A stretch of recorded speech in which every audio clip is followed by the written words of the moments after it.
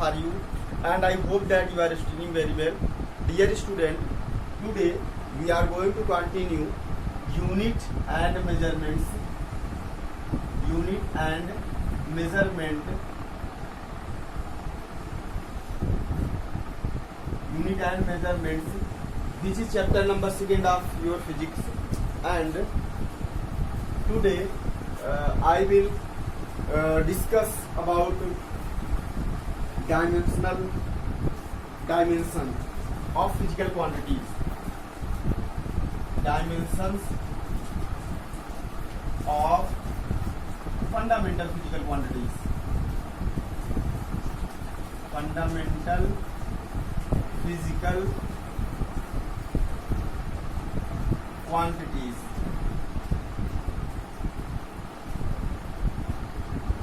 तो यहाँ हम लोग डिस्कस करेंगे कि फंडामेंटल फिजिकल क्वांटिटीज के डायमेंशन हम लोग देखेंगे।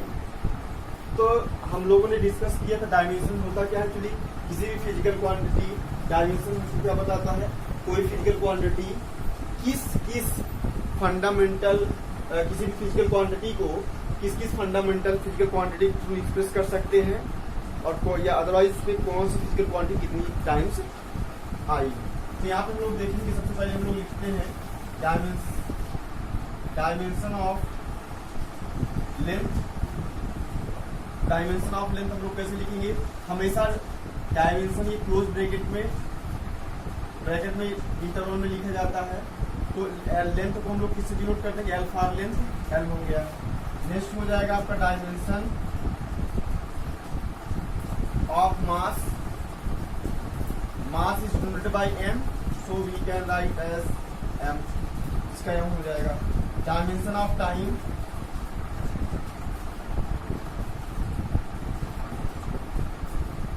Dimension of time is t, and dimension of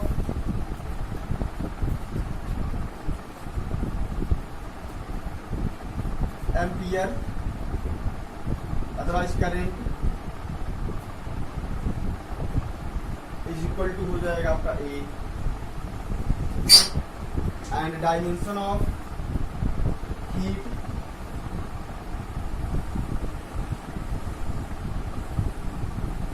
temperature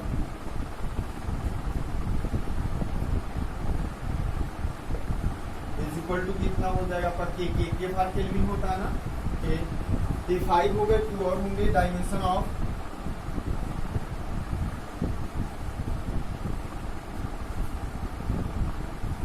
amount of substance, amount of substance इसे लोग कैसे डिनोट कर देंगे, मोल से। And dimension of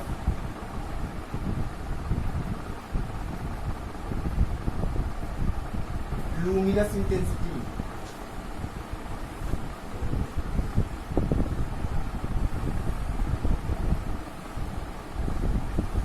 intensity equal to कितना हो जाएगा आपका CD, that is candela. Okay, that is fundamental physical quantities के ये डायमेंशंस होते हैं। ये हम लोगों को पहले जानना इसलिए जरूरी है कि इसके आगे जब हम लोग डिराइव फिजिकल क्वांटिटी के वो हम लोग फाइंड आउट करेंगे उसका डायमेंशंस, तो उसमें बहुत हेल्पफुल होगा। क्योंकि हमको पता है कोई भी फिजिकल जो डिराइव फिजिकल क्वांटिटी क्या होती है, ऐसी फिजिकल क्वांटिटी जिनको एक्सप्रेस करने के लिए हम लोग फंडामेंटल फिजिकल क्वांटिटी का यूज करते हैं। तो यहाँ पे अगर हम लोग देखेंगे, यहाँ पे नया स्टार्ट टॉपिक हमारा है dimensions of derived physical quantities, derived physical quantities। अब अगर हम लोग derived physical quantities के बारे में हम लोग डिस्कस करेंगे तो derived physical quantity का हम लोग डायमेंशन फार्मूला कैसे, डायमेंशन कैसे पता करें। डियर स्टूडेंट, अगर आपको हम लोगों ने डिस्कस किया था हाई स्कूल 10th में जब हम लोग थे, 10th में डिस्कस करता था आपको कि कोई फिजिकल क्वांटिटी का आपको फार्मूला नहीं लर्न है, उसका आपको डिफिनीशन पता होना चाहिए, और डिफिनीशन पता है तो उसका हम लोग फार्मूला लिख सकते हैं, और फार्मूला पता है तो उसकी हम लोग यूनिट लिख सकते हैं। और एक स्टेप और हम लोग जोड़ देंगे, अगर आपको फार्मूला पता, यूनिट पता है या फार्मूला पता है, इससे हम लोग उसका डायमेंशन भी फाइंड आउट कर सकते हैं। जैसे फॉर एग्जाम्पल डिराइव्ड यूनिट में आते हैं हम लोग। अब मान लीजिए हमको एरिया, डायमेंशन ऑफ क्या फाइंड आउट करना है, एरिया, डायमेंशन ऑफ एरिया आपको फाइंड आउट करना है। तो डायमेंशन ऑफ एरिया के लिए सबसे पहले आपको फार्मूला पता होना चाहिए। डायमेंशन ऑफ एरिया का फार्मूला क्या होता है, एरिया का फार्मूला होता है आपका लेंथ मल्टीप्लाई बाई ब्रेथ। तो ये किसके लिए है, ये तो हो गया फॉर एग्जांपल उसके लिए रेक्टेंगल के लिए। अगर हम लोग स्क्वायर की बात करेंगे दैट इज साइड का स्क्वायर ना। अगर हम लोग ट्रायंगल की बात करेंगे तो 1/2 multiply by base into height. तो यहाँ पे हम लोग अब उसके बाद किसी भी मतलब एरिया हम लोग कैलकुलेट करेंगे तो एरिया में जब हम लोग देखते हैं तो एरिया में हम लोग देखेंगे उसका लेंथ मल्टीप्लाई बाई लेंथ जरूर आएगा। मे बी 1/2 हो, मे बी स्क्वायर कुछ भी हो, लेकिन उसमें हम लोग देखेंगे लेंथ मल्टीप्लाई बाई लेंथ पक्का जरूर आएगा। तो length multiply by length that means हम लोग उसका यूनिट क्या हो जाएगा आपका, उसका हम लोग क्या लिख सकते हैं, length multiply by length that means क्या हो जाएगा, एल इंटू कितना हो जाएगा आपका एल। लेंथ को एल से डिनोट करते हैं, वही तो लेंथ ही है। और जो है ब्रेथ को भी हम लोग एल से ही डिनोट करेंगे क्योंकि वो भी लेंथ, उसका नाम भले अलग है। इसमें हम लोग जानते हैं अगर पावर सेम होगा तो पावर क्या हो जाएगी, सॉरी अगर बेस सेम होगा तो पावर ऐड हो जाएगी, दैट मीन्स कितना हो जाएगा आपका L2 हो जाएगा। अगर हम लोग डिस्कस करें डायमेंशन ऑफ वॉल्यूम अगर कैलकुलेट करें तो वॉल्यूम अगर हम लोग कैलकुलेट करेंगे डायमेंशन उसका तो हम लोग जानते हैं जैसे अगर क्यूब का हम लोग कंसीडर करेंगे तो क्यूब का वॉल्यूम क्या होता है, length into breadth into height. तो लेंथ इंटू ब्रेथ इंटू क्या हो जाएगा, हाइट हो जाएगा। लेंथ को हम लोग लेंथ से मेजर करते हैं, एल ही होगा। और ब्रेथ दैट मीन्स वो भी लेंथ ही तो है, और हाइट भी क्या है, वो भी लेंथ ही तो है।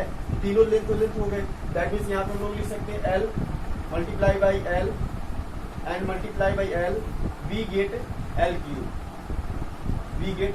Cube. That means dimension of volume क्या हो जाएगा, एल क्यूब हो जाएगा। ऐसे किसी भी फिजिकल क्वांटिटी का, कोई फिजिकल क्वांटिटी का अगर फार्मूला पता है तो उससे हम लोग उसका डायमेंशन फार्मूला, उसका डायमेंशन हम लोग फाइंड आउट कर सकते हैं।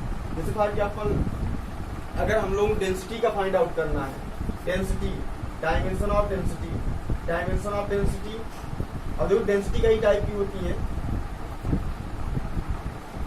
डेंसिटी केवल एक ही डेंसिटी नहीं है कि जो है आपका टोटल मास अपॉन वॉल्यूम को हम लोग कर देंगे तो डेंसिटी आ जाएगा, नहीं। कभी हम लोग लाइन डेंसिटी कैलकुलेट करेंगे, इसमें हम लोग कैलकुलेट करेंगे लाइन डेंसिटी कैलकुलेट करेंगे, कभी एरियल डेंसिटी कैलकुलेट करते हैं और कभी ये वॉल्यूम डेंसिटी कैलकुलेट करेंगे। लाइन डेंसिटी क्या है, जैसे हम लोग धागे, अगर थ्रेड का हम लोग डेंसिटी कैलकुलेट करेंगे तो थ्रेड का अगर तुम डेंसिटी कैलकुलेट करोगे तो थ्रेड में तो एरिया होता नहीं है, ना तो उसका वॉल्यूम है ना के बराबर है।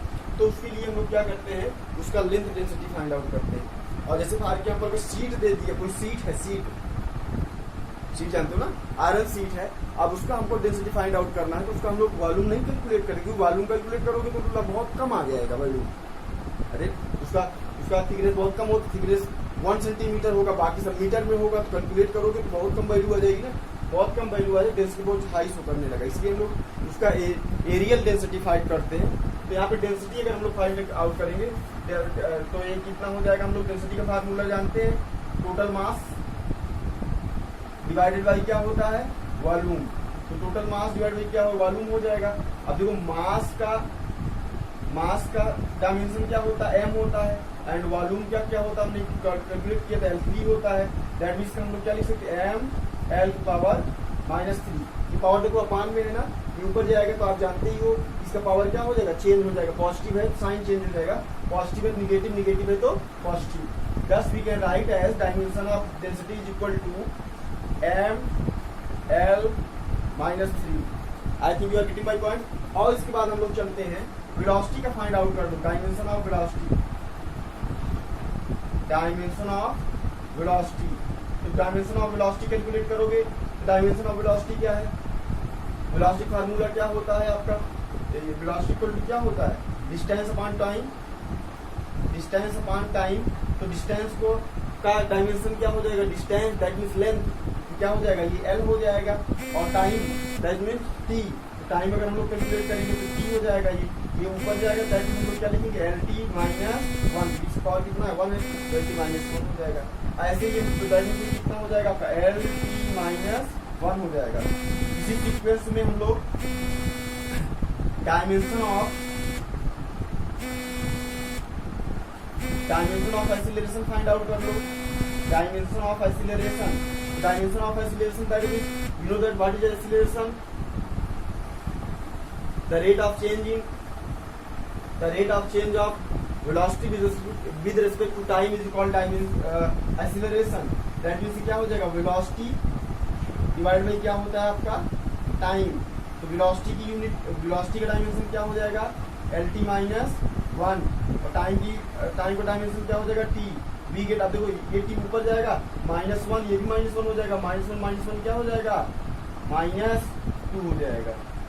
दैट मींस का हम लोग डायमेंशन लिख सकते हैं, कितना हो जाएगा lt -2। We can write as lt -2। I think you are getting my points. अब इसका अगर हम लोग डायमेंशन ऐसे हम लोग किसी ऐसे ड्राइव करते जाओ, पूरी लंबी लिस्ट बन जाएगी। सबका तो हम लोग करा नहीं सकते भाई, बहुत ढेर सारी फिजिकल क्वांटिटीज हैं, सबका करा नहीं सकते, लेकिन आपको सीखना पड़ेगा कैसे हम लोग फाइंड आउट करते हैं। और उसके बाद अब सबका आप कर भी नहीं सकते, ढेर सब कुछ फिजिकल क्वांटिटीज नई होंगी, उनका फार्मूला नहीं पता होगा। एक ही दिन में फार्मूला रखने की कोई जरूरत नहीं है। हम लोग जैसे जैसे आगे चलेंगे फिजिकल क्वांटिटी पढ़ते जाएंगे, उनका फार्मूला भी होता जाएगा। और ज्यादातर एग्जाम में जो पूछा जाता है आपका डायमेंशन फार्मूला पूछा जाता है, एग्जाम में पूछा जाता है। जैसे अगर नीट में आप देखोगे या एम्स में देखोगे, मेडिकल के खास करके मेडिकल के एग्जामों में, अदरवाइज ये इंजीनियरिंग के छोटे लेवल के एग्जामों में डायमेंशन से मुझसे पूछता है। लेकिन एक चीज वहां पर देखना, वहां पर किसी कांस्टेंट की डायमेंशन पूछा जाता है, जैसे ग्रेविटेशनल कांस्टेंट का ना, तो उसका कांस्टेंट पूछा जाता है, ना कि नॉर्मल फार्मूला। बट हम लोग इससे सीखेंगे तभी उसको फाइंड आउट कर सकते। डायमेंशन ऑफ यहाँ पे हम लोग फोर्स कैलकुलेट कर लेते हैं। फोर्स बहुत बढ़िया, force you know that force, body force हम लोग जानते हैं ना, F बराबर m होता है। Product of mass and acceleration is called force. तो मास का डायमेंशन क्या हो जाएगा m, एंड एक्सीलरेशन का डायमेंशन कितना हो जाएगा lt -2। You get m। अब इसको कंबाइन कर दो आप, m l t -2। Okay, I think you are getting my point. And next हम लोग फाइंड आउट करेंगे डायमेंशन ऑफ फोर्स के बाद क्या आएगा, work done calculate. Dimension of work done, otherwise energy work done calculate करेंगे। तो ये वर्क डन का फार्मूला क्या होता है, अरे W बराबर भूल गए क्या, F into S into cos theta. पता ना हम लोगों ने F into S cos theta. तो फोर्स का क्या होता है, अभी हम लोगों ने पढ़ा MLT -2। यस का क्या होता है लेंथ, L ही है भाई, ये व्हाट इज डिस्प्लेसमेंट ना, लेंथ ही होगा। अब कॉस थीटा का न्यूमेरिकल वैल्यू का कोई कांस्टेंट नहीं होता, सॉरी डायमेंशन नहीं होता। न्यूमेरिकल वैल्यू का कोई न्यूमेरिकल वैल्यूज का कोई डायमेंशन नहीं होता है, फिजिकल क्वांटिटी नहीं है तो एंगल है ना। अब ये सप्लीमेंट्री फिजिकल क्वांटिटी, इसका मतलब ये एंगल है तो इसका नहीं होगा। इसको कंबाइन कर दो आप, ये कितना हो जाएगा आपका L यहाँ भी 1 है, यहाँ भी 1 है, कितना हो जाएगा L2 और T -2। I think you are getting my point. M L2 T -2। Dear students, as same way आप क्या कर सकते हैं, ढेर सारे फिजिकल क्वांटिटी का जो है फाइंड आउट कर सकते हैं, करिएगा भी हम लोग। और मेनी आप डियर स्टूडेंट्स, आप लोगों में बहुत ढेर सारे स्टूडेंट्स हैं जो होमवर्क करके नहीं देखते, समझ गए। हाँ, आपको लगता होगा होमवर्क बहुत ईजी होता है, लेकिन पहले ईजी तो करो, अभी धीरे टफ आएगा, तब धीरे टफ आएगा तो हम लोग टफ करने लगेंगे। लेकिन ऐसा नहीं कि ईजी है तो उसको करो ही मत। दिन में आपके डेली रूटीन में जो इजी वर्क आते उसको आप करते नहीं है क्या, ऐसा करें कि जो इजी है तो मैं क्यों करूँ। अभी चाय बनाना मैं सीख गया, मम्मी बोली चाय बनाना मैं नहीं बनाऊंगा, मम्मी इजी है चाय बनाना मैं क्यों बनाऊँ, ऐसा है क्या, नहीं है। जो मम्मी बोलती है उसको करना पड़ता है। आपको साइकिलिंग करना आपने बहुत क्लास 2nd 3rd या 4th में आपने सीख ली क्या, आज तक आप साइकिलिंग नहीं करते हो, साइकिलिंग बनाना तो इजी हो गया तो छोड़ देते हो, ऐसा नहीं है। अगर आप छोड़ दोगे तो भूल जाओगे। तो मेरे कहने मतलब ये है केवल कि आप लोग जो हम होमवर्क देंगे वो चाहे इजी हो चाहे हार्ड हो, लेकिन आप वापस पर डे करके मेरे पास भेजिए। आप बहुत ज़्यादा कंपलसरी है, इससे ये पता चलता है कि हाँ स्टूडेंट पढ़ रहे कि नहीं पढ़ रहे हैं और कौन सा स्टूडेंट कैसा है पढ़ने में, समझ गए। आप लोग many of you are new, आप लोग ढेर सारे स्टूडेंट नए होंगे, हमसे हम इंट्रोड्यूस नहीं उनसे, कोई बात नहीं है। बट आप क्या करो, आप होमवर्क पर डे करके भेजो। I think you are getting my point. Thank you.